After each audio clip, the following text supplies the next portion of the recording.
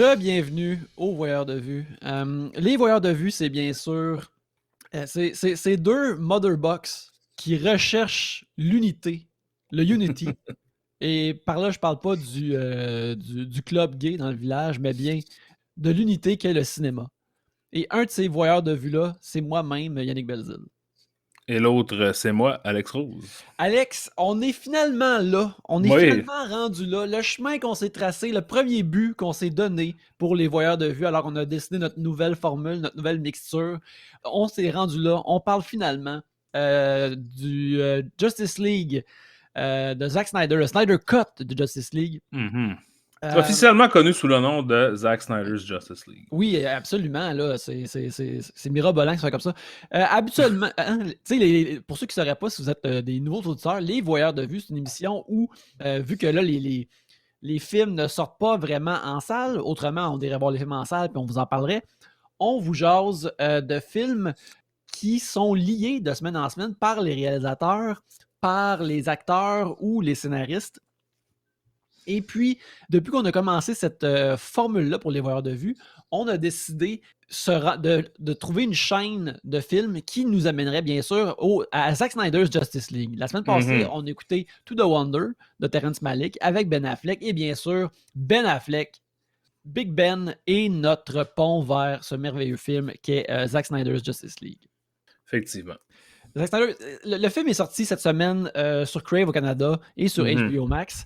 Et il y a peut-être du monde qui se demande pourquoi qu'on a choisi ce film-là, pourquoi qu'on décide d'en parler, pourquoi qui hante nos vies et qui nous ont absorbé 4 heures ce week-end. Pourquoi on a parlé de ça? Ben, c'est comme un des gros événements de cinéma qui est en ce moment, ou plutôt de vue. C'est un gros événement de vue qui s'est passé cette semaine, mais moi, je pense qu'une des raisons pourquoi c'est intéressant d'en parler, c'est que, tu sais, le Justice League de Zack Snyder, il est comme à l'intersection de plein d'affaires au sujet du cinéma maintenant. Mm-hmm. Tu sais, c'est un gros film fait par un réalisateur qui est reconnu comme un visionary director dans la plupart des trailers de ses films.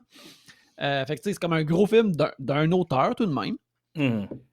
C'est un très gros film d'un gros studio qui est basé sur de la propriété intellectuelle, qui est basé sur du matériel qui existe déjà, ce qui est devenu comme le gros rouage du cinéma commercial en ce moment. C'est des films qui sont basés sur des affaires qui existent déjà, des autres films, des comic books, des super-héros. C'est devenu aussi un genre de gros point de vente pour une plateforme de streaming comme HBO Max.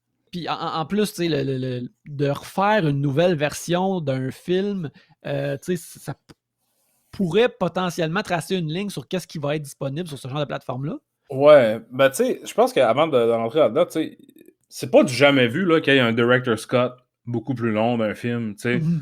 Ou généralement, en fait, dans le passé, ce qui arrivait plus souvent qu'autre chose, c'est que la version qui sortait au cinéma avait été charcutée par le distributeur ou le producteur. On se souvient de Harvey Weinstein, mettons, qui était connu sous le nom de Harvey Scissorhands, car il obtenait des films et les coupait pour les rendre plus commerciaux et généralement plus de la merde.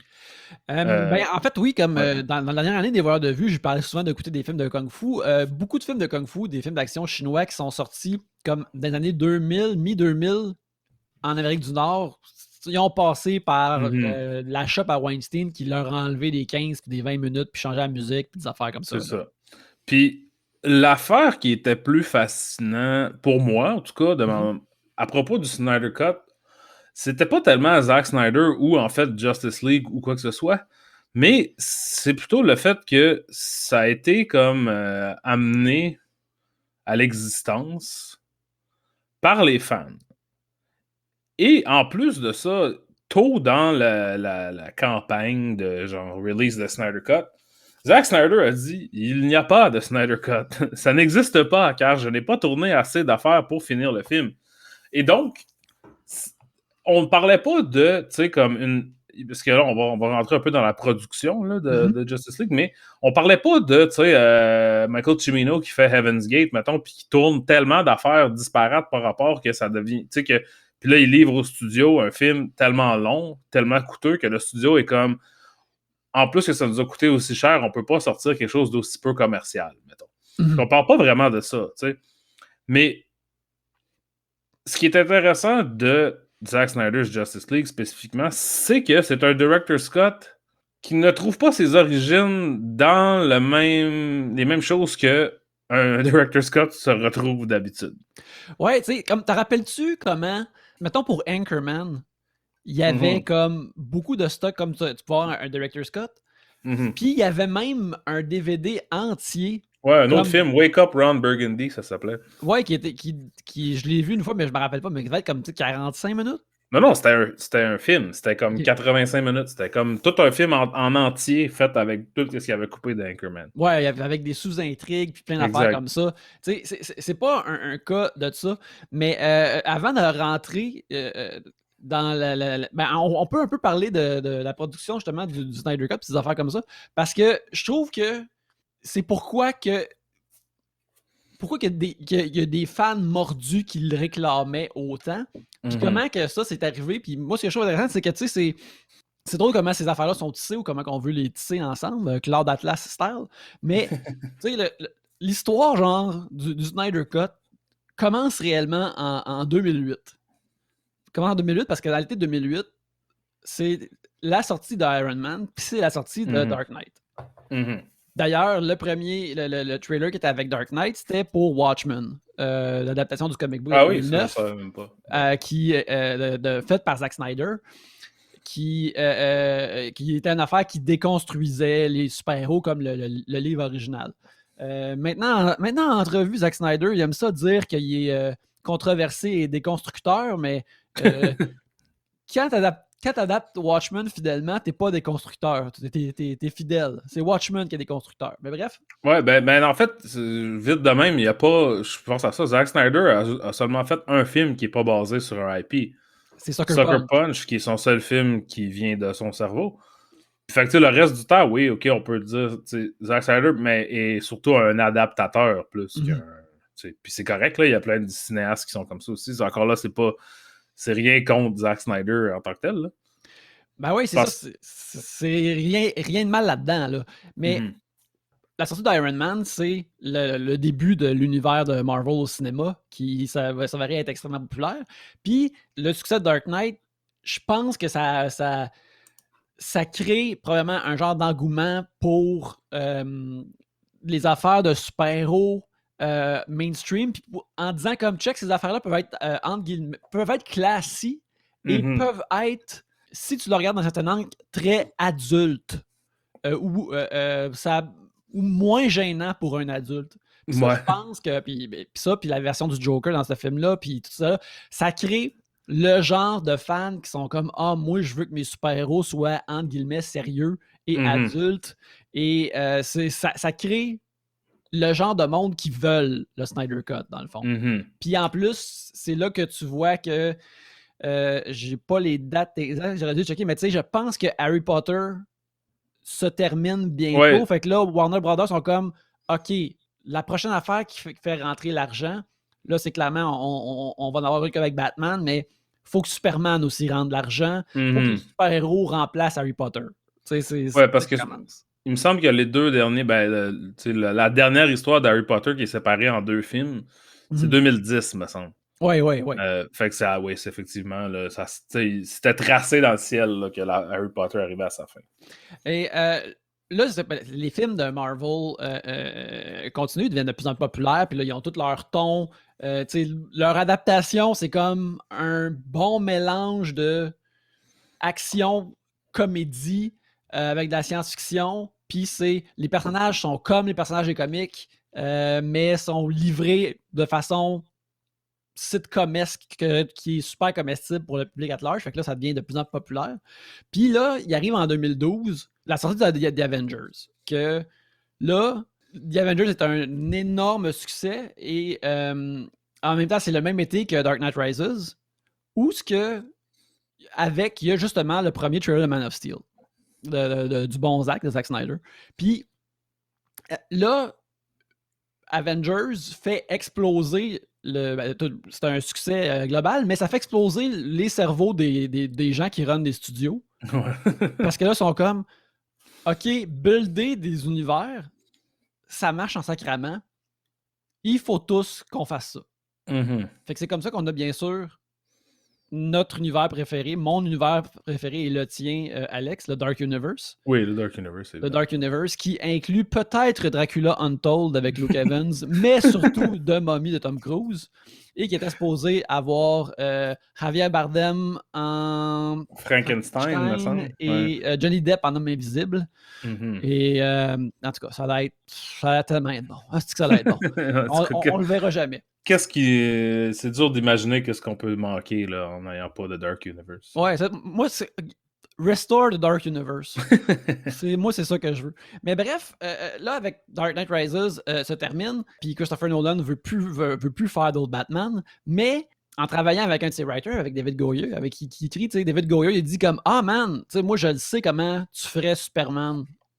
Ta façon d'approcher de Superman, ça serait ça. » Puis là, Christopher Nolan a dit « Bon, ben, je vais jamais le faire, mais on va le produire. On va continuer à la faire, cet argent-là de DC chez Warner Brothers. » Fait que c'est comme ça qu'il choisit Zack Snyder, puis qu'il dit « OK, je vais faire un film de... » Fait que là, l'année d'après, en 2013, Man of Steel sort, qui est le film qui lance cet univers-là de Justice League. Et le film, c'est un genre de film surtout de science-fiction, comme d'un d'extraterrestre, qui est que moi je déteste, que je trouve très plate, mais ça a tout de même ses fans.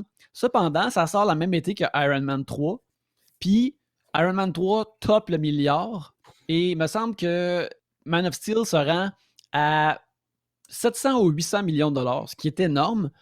Fait que là, c'est ça, au Comic-Con, Zack Snyder, il est là. Il est là avec l'acteur Henry Lennox, qui joue, bien sûr, Général Swanwick, personnage tellement aimé de cet univers-là. Puis là, ils disent comme on a fait Man of Steel, mais là, watch out! Puis là, ils montrent le logo de Batman versus Superman, tu sais. Au début, tu voyais qu'il était supposé faire un genre de... Tu pensais que la suite à Man of Steel serait Man of Steel 2, mais là, tu voyais, t'es comme non, tout de suite, il faut qu'on fasse un film avec Batman dedans parce que sinon, on fera pas des milliards. Fait que, tu sais, ça dégringole de même. Marvel continue à avoir de plus en plus de succès. Zack Snyder fait Batman vs Superman qui sort en 2016. Qui sort en 2016 et puis qui fait tout de même aussi beaucoup d'argent, mais qui n'est pas très bien reçu. Parce que c'est vraiment dark et ça a des moments qui sont opératiques, mais aussi extrêmement niaiseux. On se rappelle de Martha, bien sûr. Martha, bien sûr. Lorsque Superman et Batman sont liés et réalisent qu'ils sont toutes les deux amis parce qu'ils ont toutes les deux une mère qui s'appelle Martha. Je veux dire, scénaristiquement, c'est Batman qui réalise que Superman est humain dans le fond parce qu'il y a une mère. C'est tout de même mal reçu. Et ce qui est encore pire, c'est que Captain America Civil War sort comme 4 semaines après, avec une intrigue tout de même extrêmement semblable. Puis tout le monde se roule dans les cinémas et aime ça. Fait que là, ça va vraiment pas bien pour Zack Snyder, qui est en train de tourner Justice League pendant que son Batman vs Superman est mal reçu. Alors, Warner Brothers est en train de dire regarde, Joss Whedon, qui est une mauvaise personne, mais qui est aussi la personne qui a réalisé et écrit les films d'Avengers, se fait engager pour écrire le script, mais après un bout, tu sais, hey, tu pourrais-tu comme filmer des bouts du film aussi? Et du côté de Zack Snyder, il y a une tragédie dans sa famille. Sa fille, Autumn, s'enlève la vie. Alors là, lui, il est à un niveau où ce qui est comme bon, ben ça va faire là, que le monde, eux autres, il me pousse des changements sur mon film, puis ma famille vit un deuil terrible. Je pense que m'a faire mes valises, m'a retourné être dans ma famille, puis ça va être ça. Alors, par la suite, Joss Whedon complète Justice League, ou en fait tourne des reshoots pendant à peu près un mois, ce qui est tout de même énorme pour des reshoots, et qui fait plein d'affaires qui seront maintenant infâmes, comme le fait que Henry Cavill, qui joue Superman, avait une moustache pendant le tournage des reshoots. Mission Impossible Fallout, et qu'il n'avait pas contractuellement le droit de raser sa moustache. Par conséquent, il se fait enlever sa moustache en CGI pour jouer Superman, et c'est d'une horreur sans nom. Un des plus beaux hommes sur la planète a l'air défiguré ou de porter un genre de mouth guard dans sa lèvre supérieure. C'est terrible. Fait que là, Zack Snyder a tout de même des fans qui trippent sur son œuvre, puis là, ils voient que lui, il est sorti de cette belle affaire-là qu'il a créée. Et une fois que le film sort, moi, je l'avais trouvé correct, sans plus, pas choquant, mettons, mais que tu vois la patte de Joss Whedon dedans parce qu'il est visuellement assez flat, versus surtout Zack Snyder qui est tout sauf flat. Mais là, ça l'a créé un genre de fanbase qui a toujours voulu voir le Snyder Cut. Est-ce que le Snyder Cut existe? Quand est-ce qu'on va l'avoir? Ils harcèlent le monde sur Internet, pas tous les fans, mais beaucoup. Ils font des vidéos, ils comparent les bandes annonces, ils louent des avions pour qu'ils volent en haut de Comic-Con avec des banderoles pour dire ramener le Snyder Cut. Ils font aussi beaucoup de dons à des œuvres de charité pour la prévention du suicide, ce qui ça est très louable et très cool. Tout ça qui a amené à l'existence de cette version-là de Justice League qui dure maintenant 4 heures, parce que clairement, il y avait du monde qui voulait ça. Puis ça me semble quasiment aussi long que moi qui se parle en ce moment. Mon expérience de ça, Man of Steel est sorti quand je travaillais pas comme critique de cinéma, donc je l'ai vu genre de mon propre gré. Je me souviens d'avoir trouvé ça vraiment plat. On en parle souvent au show ici. Moi, les films de super-héros, ma base de super-héros vient presque entièrement des films que j'ai vus ou des choses que Yannick m'a dit. Sinon, j'ai pas tant de connaissances de super-héros ça. Puis je me souviens que Superman, j'avais bien aimé le Superman de Bryan Singer, un autre personnage vil. Mais j'avais trouvé ça bon juste parce que c'était comme un peu c'était random. Ça avait pas vraiment rapport. Puis ça, quand un réalisateur fait de quoi qui fait pas de sens, puis que tout le monde aille ça, moi je suis comme c'est intéressant au moins. Puis ça tie-in un peu avec le Justice League dans le sens parce que je pense que Justice League comparé à un film de Marvel a beaucoup plus un film d'auteur, so to speak. Mais on en reviendra là-dessus. Mais Batman vs Superman, j'avais vraiment haï ça. J'avais trouvé ça pénible. J'étais allé le voir pour la job. Étonnamment, je suis retourné voir et j'ai donné une critique presque positive à Justice League de Joss Whedon. Et je crois que c'était en fait basé surtout sur quand c'est sorti. Là, on oublie, mais Jadis fut un temps où est-ce qu'à toutes les 6 semaines, il y avait un film de super-héros. Puis moi, tu sais, j'allais voir... La neige fond, aux 6 semaines, il y a un film de super-héros. C'est ça. C'est ça. Fait que, tu sais, j'en venais à en développer une écœur en titre. Et je crois que Justice League s'est sorti tout de suite après Suicide Squad. C'était le dernier DC, mais il y avait un autre paillard Marvel, me semble, qui est sorti tout de suite avant. En tout cas, bref, je me souviens que Justice League, vu que c'était, ça dure 1h58, c'est concis, c'est pas full bon, mais au moins, c'est comme pas... C'est pas pénible comme Batman vs Superman, qui est très long, mais qui est très aussi, opératique et torturé, tout ça. J'avais trouvé Justice League quand même correct. Puis là, j'ai réécouté Justice League. As-tu fait un commentaire de Justice League ou juste de Man of Steel puis Batman vs Superman? On a juste fait les deux premiers. On n'a pas fait un commentaire de Justice League. Parce que j'ai revu Justice League par après. Je ne sais pas pourquoi. Puis là, après ça, j'étais comme, OK, ouais, j'existais vraiment dans un monde de relativisme. Dans le sens que, Justice League n'est pas vraiment bon, mais quand c'est sorti, c'était... Moi, en tout cas, je l'avais pris comme, OK, c'est quand même, genre, c'est pas full bon, mais c'est efficace pour ce que c'est, puis j'en prendrais, tant qu'à regarder des blockbusters, dont la majorité du lore me passe 10 pieds par-dessus la tête, j'aimerais mieux qu'il soit efficace plutôt que long et laborieux. C'est un peu dans cette optique-là aussi que je suis rentré dans le Snyder Cut, dans le sens que j'ai rien contre Zack Snyder en tant que tel.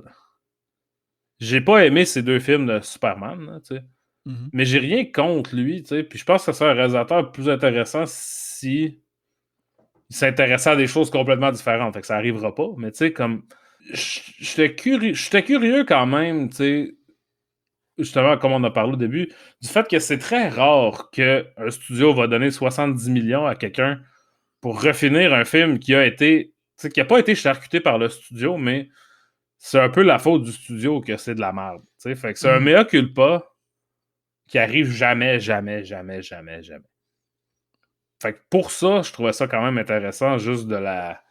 je pense que je voulais donner la chance aux coureurs. Mais quand on a su que ça allait durer 4 heures, j'étais comme... Donner la chance aux marathoniens, c'était pas ça que j'ai dit, là. C'était pas ça. C'est pas ça que j'ai... C'était pas ça l'entente qu'on avait convenu. Fait que c'est ça, tu sais. Je vais dire que moi, je suis entré dans le Snyder Cut avec un certain niveau de réticence. Et je l'ai regardé avec ma copine qui n'avait... Je pense que le seul film de tout le DC... Ben, elle a vu les Wonder Woman puis Aquaman. Fait qu'elle n'avait pas vu aucun des... Batman vs Superman ni Man of Steel. Puis moi, je les avais vus, puis je m'en souviens pas pantoute. Fait que, tu sais... Fait que c'est une situation très... c'est pas évident, là, tu sais, quand t'avais quelqu'un qui dit « Ben là, peux-tu m'expliquer qu'est-ce qui s'est passé pour que je comprenne? » Puis c'est comme... moi-même, à peine, comprends-je. Donc, c'est un peu laborieux. Est-ce que tu l'écoutais en une shot, Yannick, le Snyder Cut? Je l'écoutais en une shot, oui. J'ai été chez mon cousin Sylvain, qui est souvent un de mes partners de cinéma, qu'on va voir des blockbusters ensemble. Et puis, justement, tu sais, lui, il m'avait écrit, genre, ça, la semaine avant, comme « Hey, ça te tente-tu de chez nous écouter le Snyder Cut? » Je suis comme « Ah ouais, ok. » Ça fait un bout que je l'avais pas vu, fait que... Fait que oui, on l'a posé 2 fois pour faire pipi. OK. Mais sinon, c'est. Je l'ai écouté toute d'une shot, là. J'ai fait le 4 heures en entier pour savourer ce film-là. Moi, pour récapituler, moi, comment je me suis déplacé vers le Snyder Cut. Moi, je l'ai souvent parlé, j'adore le super-héros. J'adore la bande dessinée, mais plus particulièrement, j'adore vraiment les super-héros. Puis la variété de ce que les super-héros peuvent être dans les comics est vraiment énorme. Fait que c'est pour ça que j'ai pu en consommer des tonnes et des tonnes. Puis tu sais, des différentes versions de personnages, ça aussi, j'en ai consommé plein. C'est ça qui est vraiment le fun de ces personnages-là, c'est qu'ils peuvent... Un nouvel artiste ou un nouveau writer peut tout changer un personnage, puis peut tout ramener la vie dans un personnage ou le changer totalement. C'est ça qui était intéressant, mais habituellement aussi, quand c'est des personnages qui durent depuis 50, 60, ou dans le cas de Superman, je pense bientôt 80 ans, il y a des affaires que tu le sais que tu peux pas vraiment changer parce que sinon le personnage devient différent. C'est plus comme ça. Fait, bref, moi j'ai vraiment pas aimé Man of Steel parce que j'ai trouvé ça très plate, mais aussi je trouvais que ça montrait comme que Zack Snyder il comprenait pas c'était quoi Superman. Puis mon problème, puis il y a un problème je trouve avec Zack Snyder en général, que tu sais, que je veux aimer. Sucker Punch c'est pas bon, mais si je le pognais sur le câble, je pense que je pourrais me laisser happer puis écouter 20-25 minutes. Tu sais, je pourrais faire ça, là, je pourrais laisser tenté par Sucker Punch. Je pourrais me faire Sucker Puncher sans problème. Puis ces autres films qu'il fait, ben là, il y a bientôt un film de Army of the Dead, un film de zombies qui va sortir sur Netflix bientôt. Tu sais, je trouve qu'il est comme... Il y a quelque chose de tata avec de la drive. Par conséquent, il est vraiment passionné des images qu'il crée, mais je suis pas sûr qu'il comprend ces images tout le temps. Fait que c'est pour ça que moi, voir un film de Superman où Superman se bat et la bataille a l'air de 10-11 septembre ensemble, je suis comme non, c'est pas ça, mon ami. C'est pas ça. C'est pas ça l'affaire. Ce qui m'a vraiment gossé de Man of Steel, c'est que la fin de Man of Steel, c'est le personnage qu'on voit dans Man of Steel devient reporter au Daily Planet puis il se met des lunettes pour se déguiser. Puis ça arrive dans les 3 dernières minutes. Puis il n'y a aucun setup pour ça. Puis il n'y a aucune raison organique pour que ça arrive, mais le film te dit le voilà, Superman classique comme tu l'aimes. Puis je suis comme ben là, non, c'est pas. Le film parle pas de ce dude-là. Ce dude-là n'existe pas, puis là, vous faites semblant qu'il existe. Et Batman vs Superman est un peu comme ça aussi, tu sais. Il fait comme c'est ah man, tout le monde aimait Superman, mais il y a du monde qui l'haïsse, puis tout ça. Non, non, selon la fin de Man of Steel, tout le monde aimait Superman, là, c'est le Superman classique. Ouais. Fait que mais à l'époque, ça m'avait vraiment choqué parce que j'aimais vraiment le trailer de Man of Steel. Je suis comme, oh Chris, ça va être bon, ça va être pour moi, ça. quand Batman vs Superman est sorti, je suis comme pas mal sûr que ça va être tata et mauvais. Et ça l'a été, malgré que ça a beaucoup de drive. Fait que quand le Justice League de Zack Snyder est sorti, je suis comme, OK,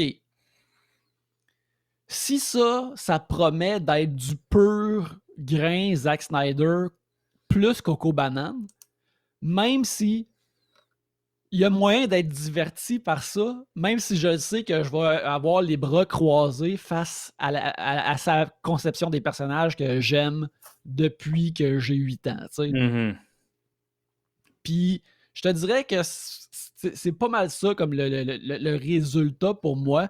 C'est comme, il y a des affaires que je suis comme, pendant le film, souvent, je suis comme, Chris, pour le torque de l'affaire, je pense que ça rentre immédiatement à 3 étoiles. Puis il y a d'autres moments qui étaient terribles que je suis comme, oh, ceci est en train de descendre à 1,5. Ça va à 1,5, les amis, ça là. Ouais. Et ça pendant 4 heures, ça arrive pas souvent pour une œuvre cinématographique. Là. Fait que je te dirais que c'est ça. Comme j'avais hâte, puis il y avait des morceaux que j'étais comme, oh, ça c'est cool, ça m'intéresse. Puis il y a d'autres affaires, je suis comme, dessin-le, Chief. C'est pas ça, mon ami. C'est pas ça. Ben, tu sais, je pense que, premièrement, je crois que c'est un film extrêmement différent du premier Justice League. Je crois que c'est absolument valable de dire que c'est pas le même film. On dit le Snyder Cut, mais genre, tu sais, j'ai vu des gens sur Twitter poster comme 2 versions de la même scène. Tu sais, comme il y a la scène où Diane Lane va voir Amy Adams, hein. Puis, tu sais, ils se parlent, je sais pas trop, puis je pense que c'est supposé d'être Martian Manhunter qui est comme en déguisement de Diane Lane, genre. Ça se peut-tu? Ouais, ça là, m'a dire, là, ça, c'était toute qu'une scène. Ça, c'est... Puis dans la scène originale de Joss Whedon, ça a l'air de un show un sitcom de travail de CBS, là, genre. C'est tellement mauvais, là. Amy Adams a été dans la première saison de The Office américain. Ouais. Puis dans cette scène-là, qui sont dans un genre de cafétéria du Daily Planet, c'est power cheap. Je suis comme, oh, boy, c'est quoi ça? Fait que, tu sais, c'est ça. Je pense que... Puis l'autre affaire, comme je pense que tu as mentionné ça un peu tantôt aussi, c'est que un film de Zack Snyder, ça a le mérite d'avoir l'air d'un film de Zack Snyder. N'importe quand que tu allumes ta TV pendant Justice League, pendant le 4 heures éternelles que ça dure, n'importe quelle image qui est là, ça a l'air d'être une image de Zack Snyder. Fait que ça, je vais y donner, tu sais, comme... Je crois qu'il y a certaines personnes qui pensent qu'on est des haters de Zack Snyder parce qu'on fait des jokes sur le Snyder Cut depuis bientôt 1 an, genre. Fait que, tu sais, je peux comprendre. Mais moi, je pense, tu sais, tout comme Michael Bay, dont on a parlé, tu sais, récemment, c'est sûr que c'est un réalisateur avec une facture visuelle et un style, et qui a un style qui lui est propre. Ceci dit, ça devient quand même épuisant de regarder des films de Zack Snyder parce qu'il n'y a aucune retenue dans son style. Tous les leviers sont enclenchés dès la première minute. Il pogne tous ses faders puis il les met au bout. Puis c'est juste ça toute la... Fait que tu sais, l'exemple que je pourrais utiliser, c'est dans Justice League, il y a une scène qui est un peu similaire à une scène de Quicksilver dans les films d'X-Men. Ouais. C'est-à-dire, il y a une scène, en fait, qui est calquée sur les scènes de Quicksilver. Cela dit, j'aimerais souligner que si on est pour aller dans les antécédents comic bookesques, toutes ces scènes de Quicksilver sont copiées sur des affaires que Flash ferait dans les comics. Fait qu'au moins, César a repris ce qui appartenait. Faut que je le dise. Mais tu sais, comme cette scène-là, qui dans les films de X-Men, surtout dans Apocalypse, c'est-tu dans Apocalypse qu'il y a la première scène de Quicksilver qui est dans une cuisine? C'est dans Days of Future Past, mais moi j'aime. La seule bonne affaire d'Apocalypse, c'est cette scène-là où ce qui est sur Sweet Dreams. Ouais, c'est ça. Fait que, mais ça, justement, tu sais, quand ça arrive dans un film qui est tout de même ordinaire et qui est assez lettre comme Apocalypse, tu fais comme « Oh, sweet! » Tu sais, puis on s'en rappelle, puis on en parle maintenant. Zack Snyder construit son film entièrement d'un moment comme ça, fait qu'à un moment donné, c'est épuisant. Tu sais, quand t'arrives finalement à peu près 3 heures et quart à l'intérieur de Justice League, quand ça commence à être la pétarade qui finit tous les films de super-héros, t'es tellement déjà tanné de voir des shit, de la lave, du métal en fusion, du feu, de la boucane, que ça n'a pas l'effet, je sais pas si c'est pas révélateur, mais l'effet de comme, waouh, finalement, on est finalement venu là. Il n'y a pas de montée. Zack Snyder est sur une constante montée perpétuelle, puis je peux comprendre comment ça peut être ton shit. Puis il y a d'autres films, style de films, mettons les films de Crank, de Neville Dean Taylor ou Hardcore Henry, genre de Ilya Nushiller, parce que là, il y a un nouveau film qui sort cette semaine, fait que je me souviens de son nom. Nushiller, en tout cas. Oui, mais Qui sont des films qui carburent à être à 10 dès la première seconde et rester à 10 tout le long. Sauf que Zack Snyder a aussi un aspect opératique ou quasiment comme des peintures apocalyptiques de la Renaissance dans la composition de ses plans, qui fait que moi, je ne peux pas être à on pendant 4 heures en me regardant ça. C'est simplement pas possible. Moi, je l'ai splitté en 2. J'en ai écouté une partie samedi soir et une partie dimanche matin. Car nous avons parti le Justice League comme à 8 heures. Fait que c'était écrit dans le ciel que ça allait pas se passer. C'est un voyage que tu ne pouvais pas compléter. Là. C'est ça. Il y a plein d'affaires dedans. On pourra faire un petit résumé de l'histoire si tu es capable de faire ça. Moi, je m'aventurerai pas là. Regarde, je vais te le faire parce que ça aussi, c'est ça qui est vraiment intéressant du Snyder Cut, c'est que l'intrigue est tout de même pratiquement la même. L'intrigue est la même, c'est juste tout ce qui est enrobé puis la vitesse à laquelle l'histoire est livrée. Puis des trucs de ton puis de texture autour. Ce qui arrive, c'est qu'à la fin de Batman vs Superman, naturellement, Superman est mort, se sacrifie en se battant contre le monstre Doomsday, qui n'avait pas vraiment rapport là, mais vu que Death of Superman est un des comics les plus vendus de DC Comics de son histoire, il a dit, bon, ben, on va faire que Superman meure dans le film. Justice League commence avec une version... Alors là, ceci est vraiment tata de la même façon que les comic books peuvent être opératiquement tata. Tu vois Superman en train de mourir alors qu'il se fait transpercer, qu'il s'est transpercé lui-même sur Doomsday pour le tuer. Et son dernier cri part en genre de vague sonore qui, d'ailleurs, écoutant ça chez mon cousin qui a un bon système de son, était tout de même fucking somptueux quelque part. Là, le sound j'ai vraiment pu apprécier le sound design du film qui est tout de même vraiment écœurant. Tu vois les voix du cri de mort de Superman, le personnage primairement pour enfants adoré de la planète. Tu vois son cri de mort partir et atteindre ce qui s'appelle des genres de boîtes cosmiques qui s'appellent des Mother Box. La mort de Superman active quelque chose et il y a un méchant cosmique qui s'appelle Steppenwolf qui décide de venir sur Terre pour collectionner les Mother Box. On apprend que les Mother Box, qui sont 3 patentes cosmiques qui sont sur Terre, ont été trouvées et gardées par 3 armées Terre dans l'ancien temps. Les Atlantéens, qui sont le peuple d'Aquaman, les Amazones, qui sont le peuple de Wonder Woman, et les armées de l'homme, qui sont justement les barbares, les vikings, tout ça qui sont rassemblés ensemble, quand jadis, qui ont repoussé une invasion d'un sombre personnage qui s'appelle Darkseid, qui est le boss de Steppenwolf, qui est un des dieux cosmiques maléfiques des top méchants de DC Comics.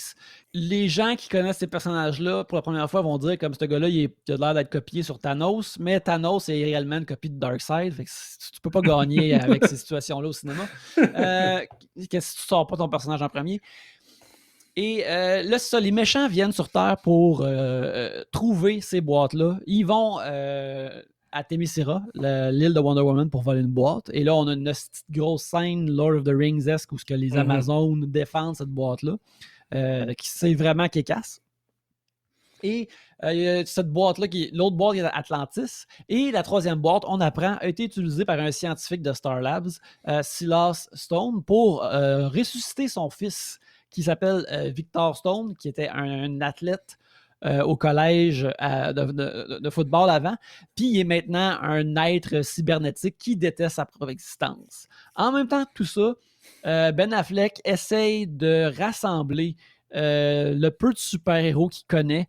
Le peu de super-héros qu'il connaît pour une genre d'alliance ou de ligue afin de pouvoir sauver la Terre des méchants. Fait qu'il il est déjà mis avec Wonder Woman.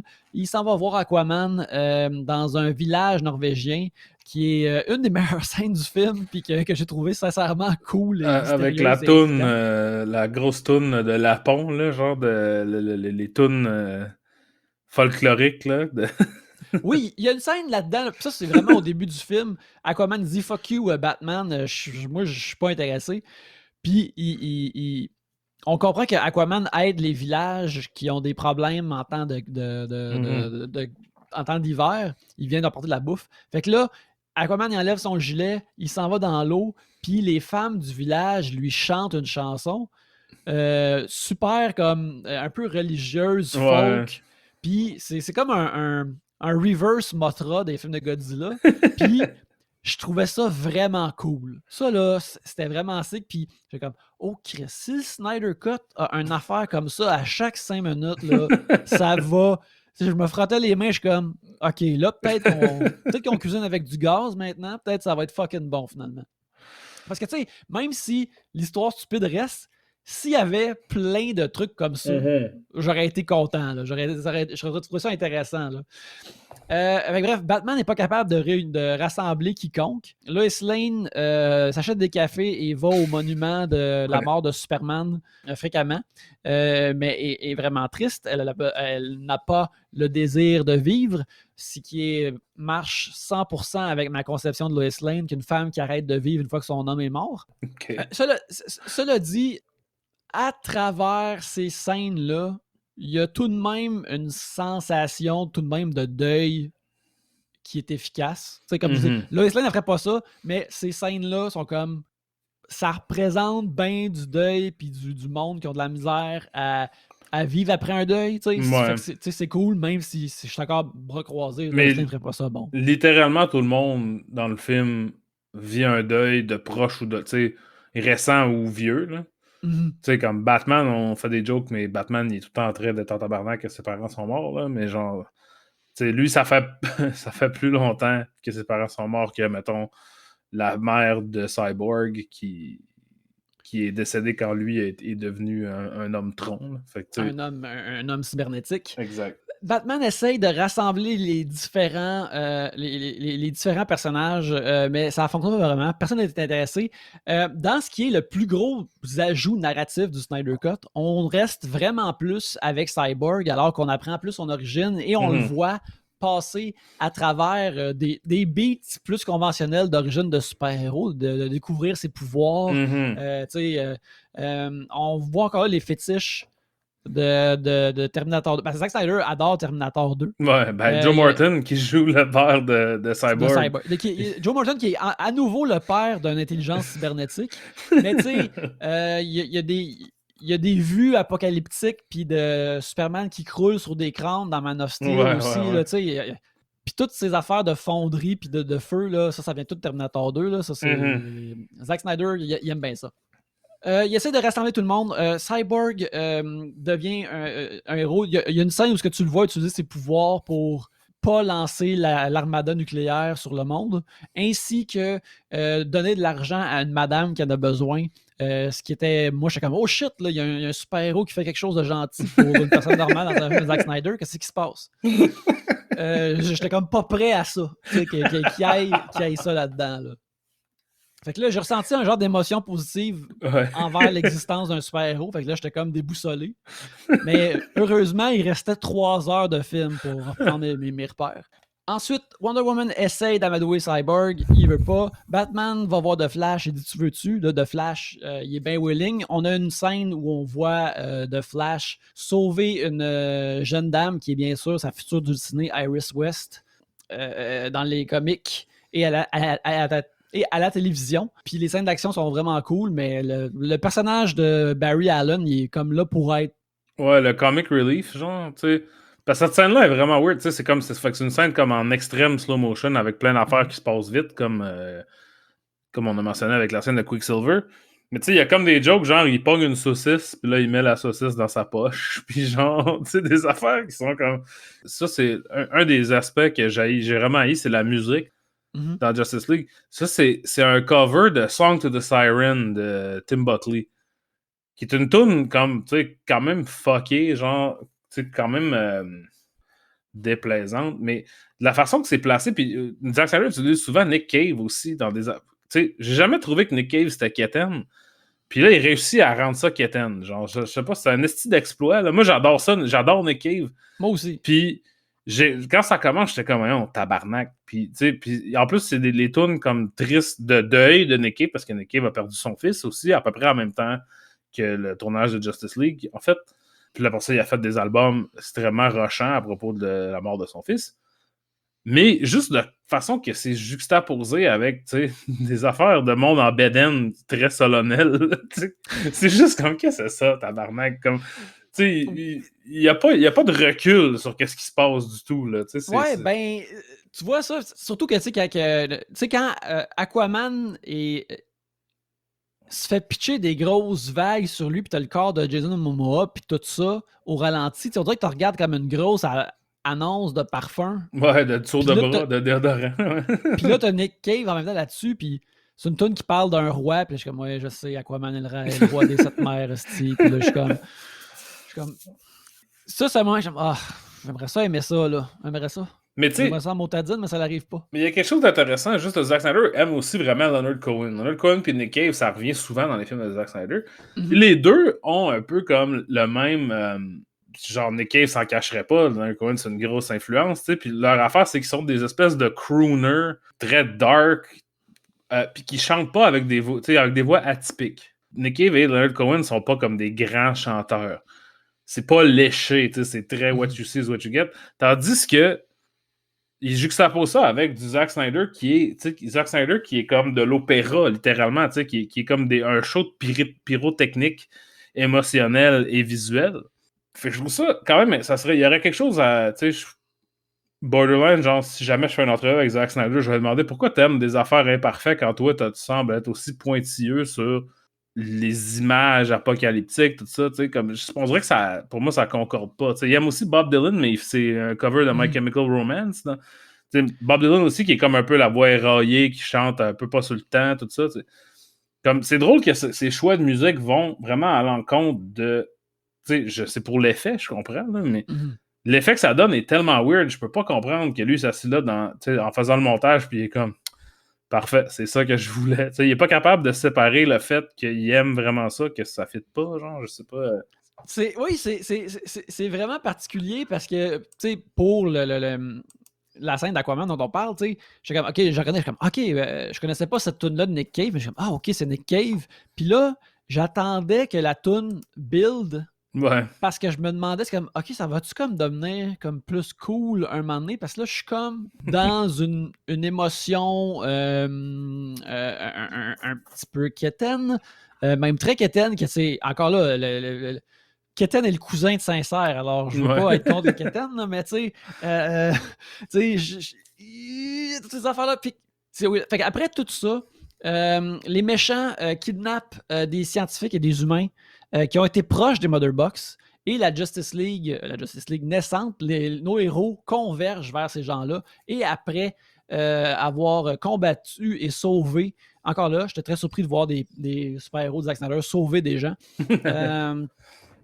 Ils combattent Steppenwolf et ses sbires, les paradémons. Ça aussi, c'est une scène qui avait vraiment plus de scènes d'action. Tu sais, Joss Whedon s'est fait dire comme ta version de Justice League est 2 heures, puis tu coupes pour que ça soit 2 heures. Puis il y avait plein d'affaires d'action là-dedans qui étaient vraiment belles. Je comprends pas qu'un studio fasse comme cette séquence-là d'effets spéciaux de Flash qui sauve full de monde de débris qui est vraiment sick. T'enlèves ça du film, c'est jeter de l'argent par la fenêtre. Après ça, les héros sont sur le top du commissaire. Ils voient Just Kidding Simmons dans le rôle de commissaire Gordon. Et ils décident de s'unir davantage. Là, ils apprennent plus sur les Mother Box. Et ils sont comme, les méchants sont trop forts, mais les Mother Box peuvent transformer les choses. Et par transformer les choses, ils sont comme... C'est là qu'ils réalisent, d'une façon comme tout de même plus organique que dans Justice League 2017, OK, on peut ramener Superman à la vie avec ça. Fait que là, le film prend un détour. Allons chercher le cadavre de Superman. Allons ramener Superman à la vie. Ce qui est extrêmement ridicule. Ouais.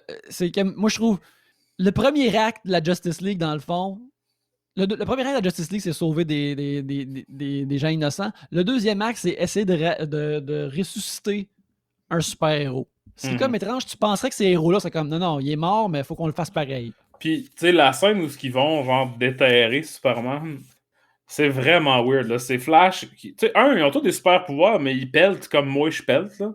Très lentement et laborieusement. Puis, ils sont vraiment, tu sais, puis c'est ça, c'est Flash, puis Cyborg. Cyborg qui creuse. Tu sais, Cyborg, vraiment, t'as un robot, il peut creuser vite, là. Il est comme une drill. Qu'est-ce qu'il fait à creuser avec une pelle?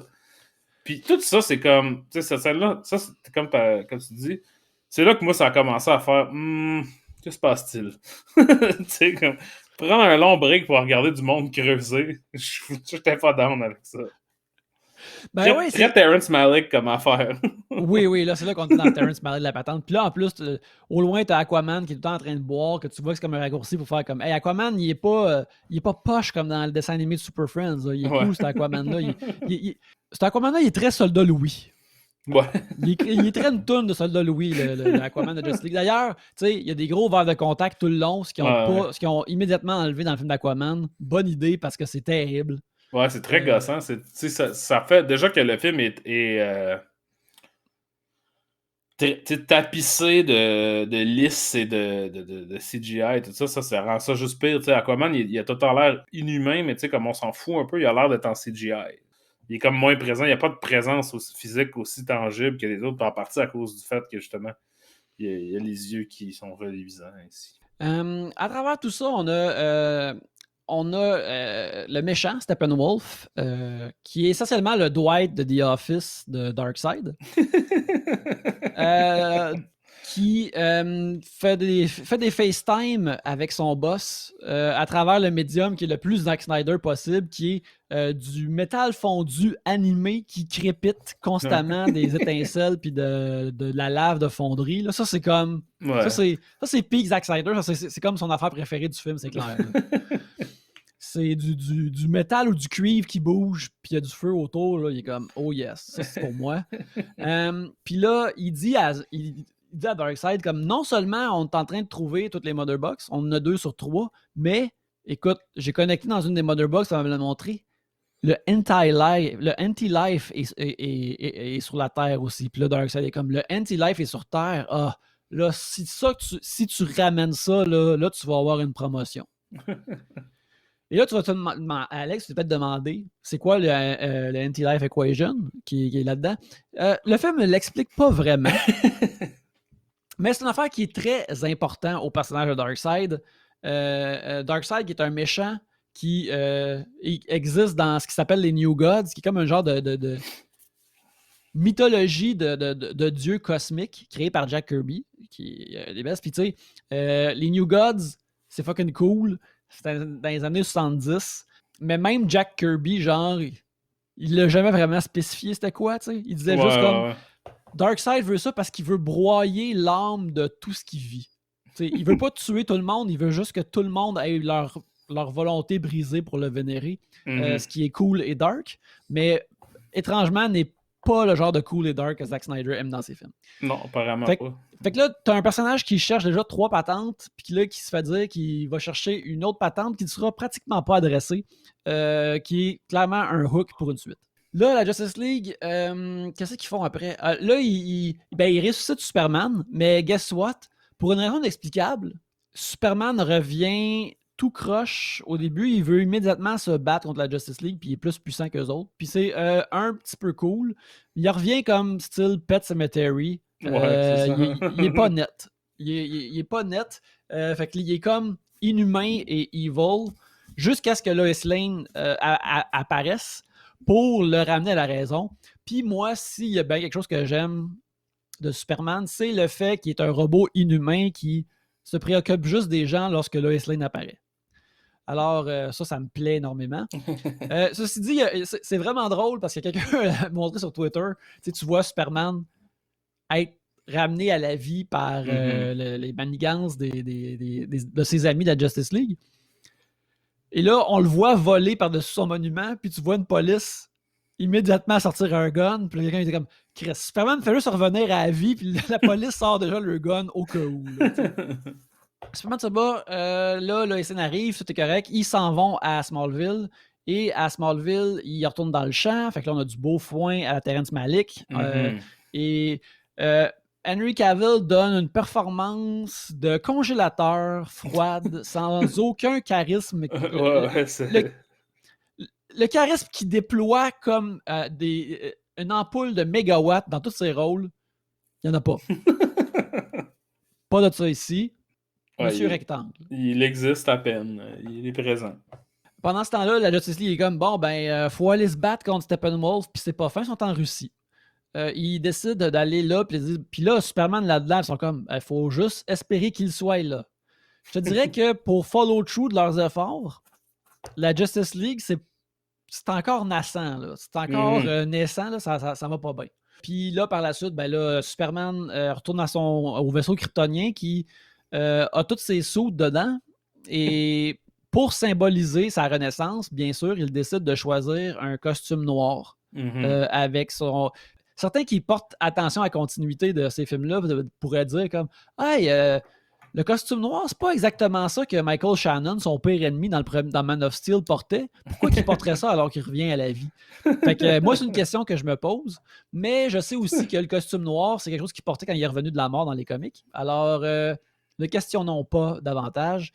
Et après, là, c'est le countdown vers les batailles contre Steppenwolf, où les effets spéciaux et l'action est vraiment plus nice que ce que Joss Whedon avait fait. Il y a plus de Wonder Woman.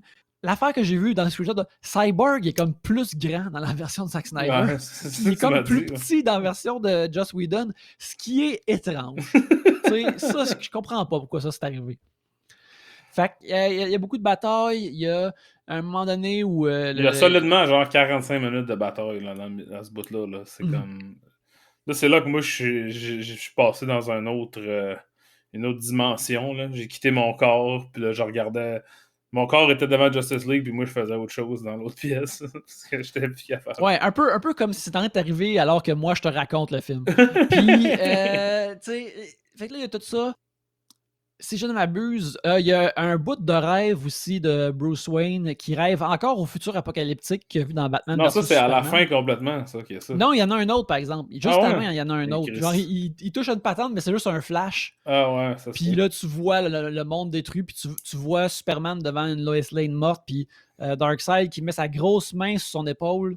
Parce qu'une fois de plus, on comprend que si Lois Lane meurt, Superman abandonne tout compas moral, existence et personnalité. Puis, grosse bataille, Superman revient pour aider la Justice League à temps dans un du seul bon moment de Superman de ce film-là, où il dit à un méchant qui n'est pas impressionné par sa force supérieure, ce qui est cool, une affaire que Superman ferait pour de vrai. Fait que là, une fois de plus, j'étais comme ça coué. J'étais comme, quoi? Superman utilise un de ses pouvoirs de façon non destructive et dit quelque chose d'approprié à un méchant. Justice League bat, il gagne. Il y a un super bon moment, je trouve, où que Flash court plus vite que jamais pour inverser la destruction de la planète. Et à chaque pas qu'il fait, la planète se reconstruit derrière lui. Ce qui est une image que je trouve sincèrement belle et que je trouve que ça devrait être moins de super-héros qui détruisent des affaires, plus de super-héros qui construisent des affaires, un leur pouvoir. Tu sais, ça va faire détruire les affaires. Puis là, Justice League Gang sont réunis. Tout le monde agit comme s'ils étaient des amis, que ça faisait 5 ans qu'ils avaient des aventures ensemble, mais c'est pas vraiment le cas.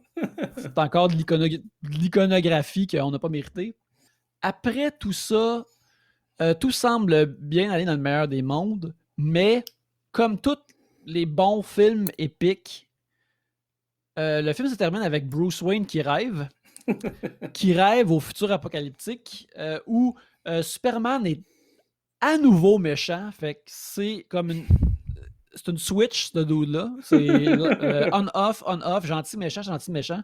Un futur apocalyptique où il est là avec Deathstroke Et Mera, oui, la compagne d'Aquaman. Mm-hmm. Et la version un peu crottée de Flash qu'on voit dans Batman vs Superman. Puis là, ils se sont dit comme ah non, il faut se battre contre Darkseid, il faut faire quelque chose. Puis là, ils rencontrent une personne qui semble un alien improbable, le Joker de Jared Leto, qui se pointe.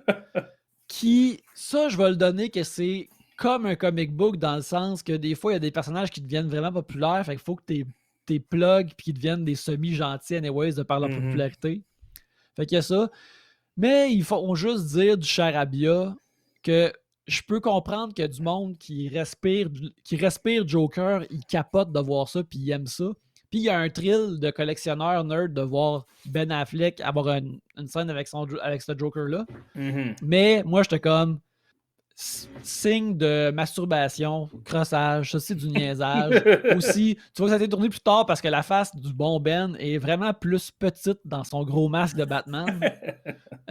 Et là, Ben Affleck se réveille et il sort de chez eux. Puis là, il y a Martian Manhunter qui se pointe, qui fait un speech, dire comme hey, tes parents seraient fiers, puis je vais être là pour vous aider à partir de maintenant.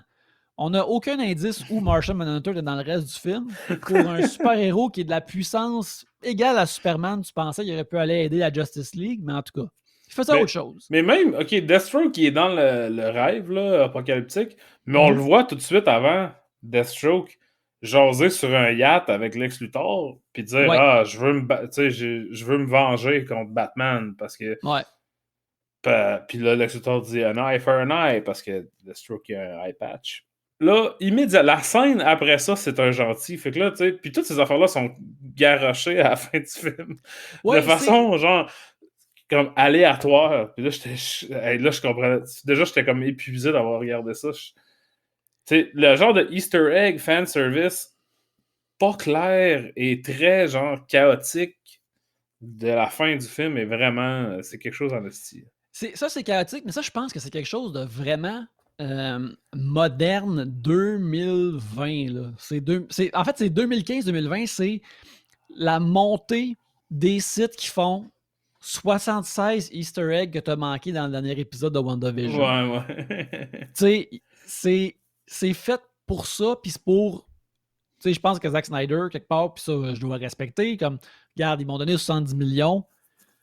M'a créé l'affaire la plus agace pour une suite de Justice League post-apocalyptique, peu importe. Mm-hmm. Voir s'ils vont pas me donner 150, 200 millions pour en faire un autre. Il s'essaye pour ça, puis ça, je respecte ça quelque part. Là. Si t'es pour les crosser, arrange pour essayer de les avoir une deuxième fois. Là. Mais c'est aussi absolument terrible. La présence de Martian Manhunter, c'est une des shit les plus paresseuses que j'ai vues dans ce genre de world building là, de personnages puis de IP là. C'est shameless, puis je sais pas si je respecterais ça si leur version de Martian Manhunter était cool, mais il est fucking laid.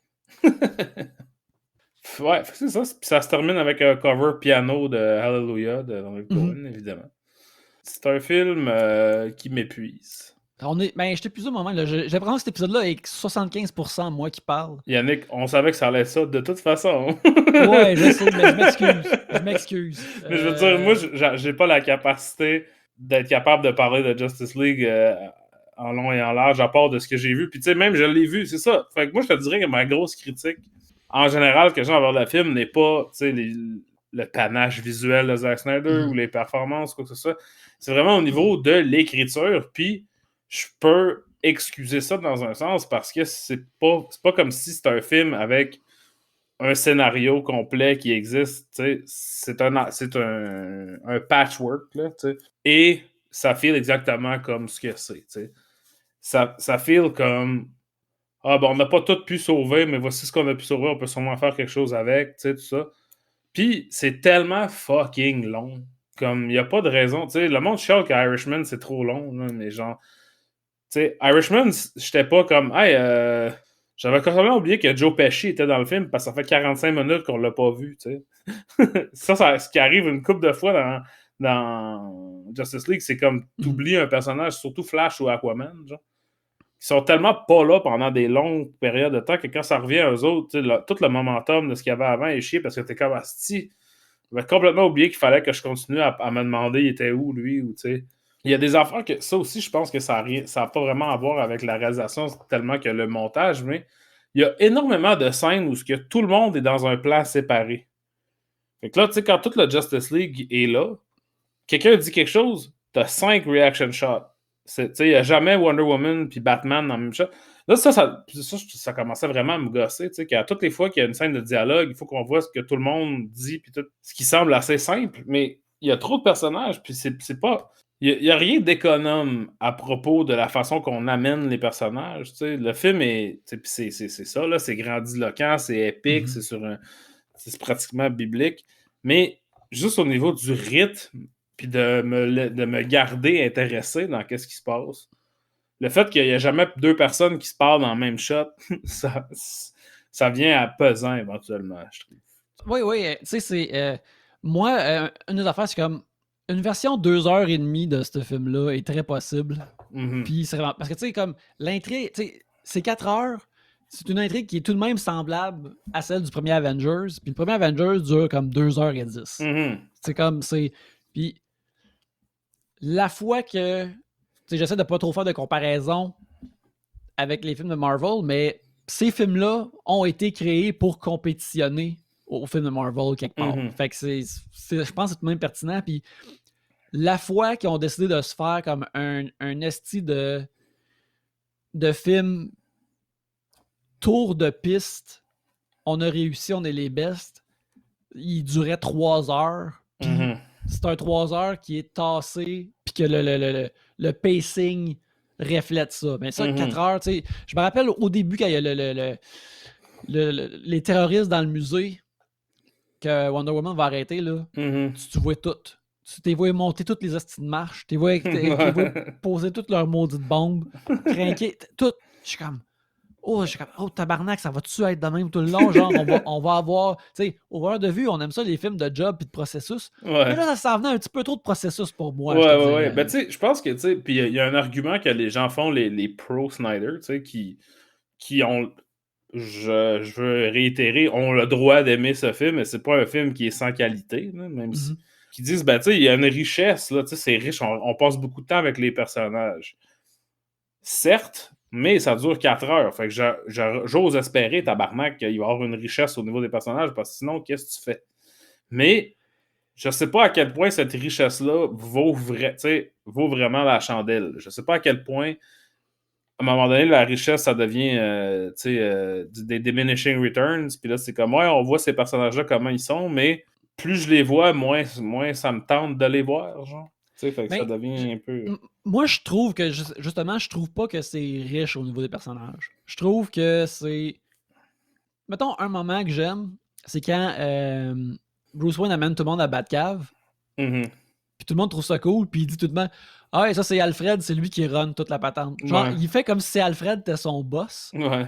Puis ça, je trouve ça drôle et charmant. Fait que, tu sais, s'il y avait fréquemment des moments de même de personnages, je serais comme, ah, ok, cool, mais c'est juste de la posture de ce personnage-là, il est triste, tu sais, William Dafoe qui est comme... William Dafoe qui, dans le rôle de Vulko, qui était pas dans la version de Joss Whedon, puis qui a 100%, qui a zéro l'air de quoi qu'il a l'air dans le film d'Aquaman. Là-dedans, il y a de l'air justement de Loki de Avengers qui a eu vraiment comme une mauvaise semaine. Tu sais, lui, il est là, puis là, il dit tout comme, oh, t'es choqué à propos de ta mère, pis toutes ces affaires-là. Ouais. Mais prends le trident, tu sais. Puis ça, c'est des explications de personnages, mais c'est pas de la richesse de personnages. Ouais. Si il y avait juste une scène où tu voyais que il hésitait à prendre le trident de sa mère, dont il se débarrasse assez rapidement dans le film d'Aquaman, on dirait, pour dire comme fuck off Zack Snyder. Mais en tout cas, tu sais, si tu le voyais avoir une réaction face à ça, mais tu te fais juste downloader les personnages, puis dans un film de 4 heures, ben là, c'est ça. que ce soit autre chose. Puis tu sais, comme mettons Cyborg, qui est beaucoup plus présent dans celui-là que dans la version de Joss Whedon, a quand même, tu sais, des dilemmes moraux et émotionnels pas mal plus intéressant qu'il y avait dans l'autre, tout ce qui était après présent. Mais tu sais, j'irais même jusqu'à dire plus intéressant que les autres personnages. Mhm. Mais son dilemme moral et émotionnel est aussi rattaché à toutes les crises de patentes de boîte, puis de quête, puis d'aller de bout à l'autre, puis de ramasser ci, puis de ramasser ça. Fait que, inévitablement, lui devient aussi un pion de faire tasser la narrative, puis de faire avancer là, la structure de façon où est-ce que, bon, ben, tu t'en fous un peu de ce qui arrive à Cyborg parce qu'il devient quasiment un objet inanimé. Ouais. Ben, tu sais, quand mettons, on parle justement comme de richesse de personnage, je viens de penser parce que Cyborg est un personnage dans les Teen Titans, puis je vais me rappeler toujours, parce que je l'ai lu quand j'étais vraiment jeune, Cyborg, il est présenté en une page dans le comic des Teen Titans, puis il est déjà en robot, puis tu le vois dans un stade, puis qui est devant son ancien coach d'athlétisme. Il n'était pas un joueur de football, il était juste un all-around athlète. Puis là, tu vois, il saute par-dessus le saut en hauteur, il court plus vite que tout le monde, puis tout ça. Puis là, son coach dit, Vic, comme, tu peux plus être un athlète. Ouais. T'es à moitié un robot, puis lui, Cyborg, il fait juste dire comme, ben, tu sais, mon père m'a transformé en robot pour me sauver la vie après un accident de char, mais moi, j'haïs mon père, puis la seule affaire que je vivais pour, c'était le sport, puis il m'a enlevé ça. C'est mieux que je sois mort. Mm-hmm. Puis là, t'es comme, oh Christ, puis ça, c'est tout de même tassé dans une page. Ouais. Puis plus tard, dans un numéro, tu le vois plus loin, puis il rencontre des kids dans un parc parce qu'il est en train de devenir un héros. Puis il rencontre un enfant qui a une prothèse, puis le kid, il est comme, ah, t'es comme moi, puis lui, ça le fait comme changer, comme un peu de voir comment sa nature. Puis tu sais, il y a pas ça dans la Justice League. Il y a juste comme, maudit que je suis triste. Ouais. Puis même si, justement, Cyborg a le mieux de la. Tu sais, c'est lui qui a l'arc le plus conventionnel d'être un super-héros là, dans un film. Là. Fait que c'est ça là. Fait que ouais, c'est ça, c'est pas. Je suis pas d'accord que c'est vraiment riche question personnage. Il y a comme beaucoup d'affaires de personnages. Il y a beaucoup de résumés Wikipédia d'un personnage. Ouais. Ben, dans un sens, ça, c'est de la richesse, mais je veux dire, ouais, je comprends ce que tu veux dire, là. Comparé à d'autres blockbusters, on passe plus de temps avec les personnages, mais en bout de ligne, je pense que ça vient. Le temps qu'on passe s'écoule quand même lentement, puis on perd. Savoir ces choses-là sur les personnages ne les rend pas nécessairement plus intéressants, mais on sait plus de choses sur eux.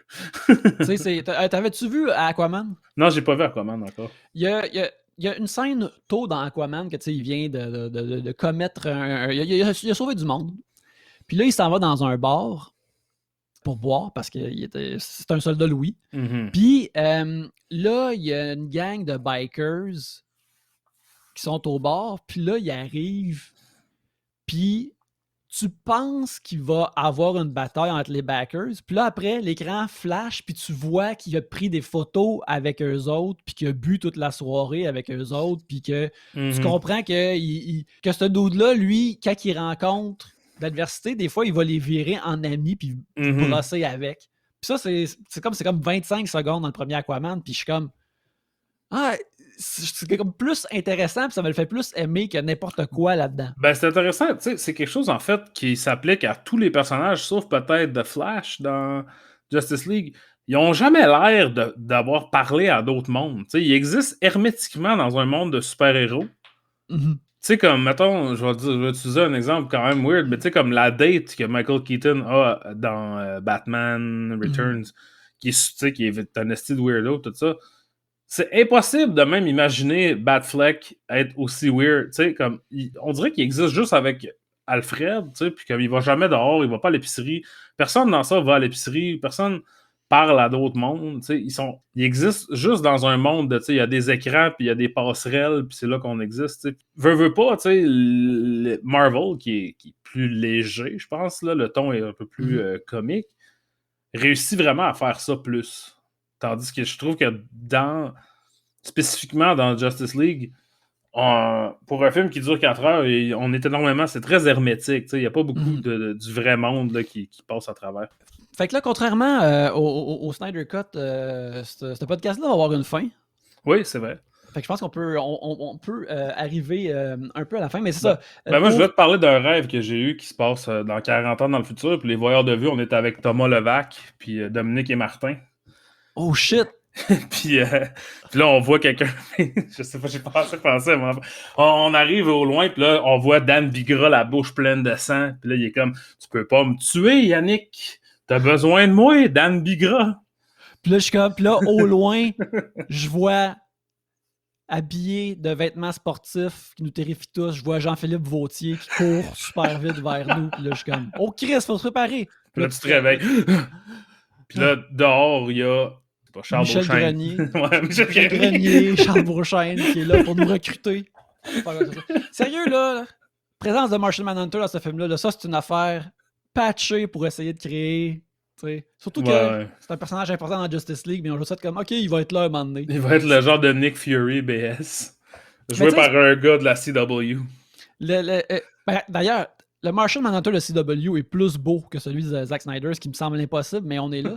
Puis ça, c'est une affaire que j'ai trouvé vraiment surprenante. C'est la scène où justement Diane Lane et Amy Adams parlent ensemble du deuil et tout ça. Mm-hmm. J'ai trouvé ça, c'était une super belle scène. Puis c'est le genre de scène qu'il y a beaucoup dans Death and Return of Superman, qui est un de mes comics préférés, qui peut pas être adapté pour au moins 10-15 ans à cause que Zack Snyder il a dépensé Doomsday et tout ça. Puis je suis comme, wow, c'est une belle scène. Puis là, Diane Lane sort, puis elle se transforme en Martian Manhunter, puis elle se transforme en général. Je comprends pas pourquoi Martian Manhunter pense qu'il devait pas sortir de l'appartement de Clark Kent en général au lieu de Martha Kent, mais en tout cas, il le sait, c'est un martien. Puis c'est ça, avant de terminer tout ça, ben, je veux dire comme ça, Snyder, il est tata, mais on veut le bien pour lui, là. On veut que ce soit Coco Banane, là. Ouais, ben tu sais, je dois dire, je suis content pour lui que finalement sa vision a été réalisée. Moi, je suis pour les visions tata. Oui. Je préfère ça que, tu sais, une vision non tata prise dans un boardroom par plein de monde qui veulent vendre des bananes avec la face de Wonder Woman dessus, genre. Mm-hmm. Mais, j'ai pas connecté avec celle-là. C'est pas la fin du monde. Je trouve ça quand même, d'une façon perverse, je suis comme un peu heureux qu'il y ait un esti de long film de super-héros tout croche. Mais, je pense pas que je vais le revisiter. Non, ben, moi non plus, mais ce que je trouve dommage, c'est que, tu sais, il y a plein d'histoires de comic book qui sont vraiment énormes, mais comme, ceci, tu peux pas faire ça au cinéma. Puis j'aurais aimé ça que Zack Snyder, si pour avoir un film de Justice League de 4 heures, là, fait Endgame ennemi là-dedans, là, mais encore plus du voyage dans le temps, puis des dark dimensions, puis toutes des choses mais c'est une histoire un peu faible pour 4 heures aussi. Puis les personnages sont pas là pour remplir. Fait que bref, on va terminer ça maintenant, Alex. Les gens qui ont aimé ça, veuillez nous donner un 5 étoiles sur iTunes ou des bons commentaires ou nous rejoindre sur la chaîne YouTube, vous abonner afin de gamer les algorithmes et nous rendre plus populaires. Exact. La semaine prochaine, on a déjà notre film de déterminer. Ah oui? On va possiblement avoir un invité d'ailleurs la semaine prochaine. Oui, on va voir si ça se produit. On va voir si ça se produit. Ça va être Gilly. On va continuer à suivre Ben Affleck. Oui. Après Justice League, on va écouter un de ses plus gros flops de carrière qu'il a fait avec sa dulcinée de l'époque, Jennifer Lopez. Sa première Jennifer. Un film si mauvais que ça l'a décimé la carrière de Martin Brest, qui n'a pas refait de film depuis ce temps-là. Qui était quand même un réalisateur avec des gros projets. Là. Puis Gilly était tellement de la merde. Je l'ai jamais vu, Gilly, by the way. Toi, l'as-tu vu? J'ai vu je te dirais que j'ai vu des morceaux dans le temps à TV, mais genre, ça passait à Musimax, là. Ouais. Fait que ça allait pas bien, là. Fait que c'est ça, un film. Honnêtement, je sais pas c'est quoi, là. C'est comme faut qu'il garde un enfant handicapé, genre, qui est joué par Justin Bartha de Hangover. Puis il y a Al Pacino dedans et Christopher Walken. Des choses qu'on oublie. Eux, leur carrière n'a pas souffert tant que ça. Ben Affleck a souffert, puis Martin Brest, il a pris sa retraite. Fait que ça risque d'être intéressant. On a remarqué que les épisodes où on regarde des hosties d'aube du tabarnak de v'là 15 ans sont plus populaires. Donc, peut-être que ça va nous aider à faire nos choix à l'avenir. C'est ça. Mais en attendant, vous pouvez me trouver @Yannick Belzile sur Instagram, sur Twitter, sur Letterboxd. Oui, moi, c'est Alex Rose avec 2 petites barres en dessous sur Twitter. Why Does It Exist sur Instagram et Letterboxd. Et aussi, je suis critique de cinéma pour cultmontreal.com. Merci beaucoup de nous avoir écoutés. Et sur ce, allez voir des vues. Yeah. Les voyeux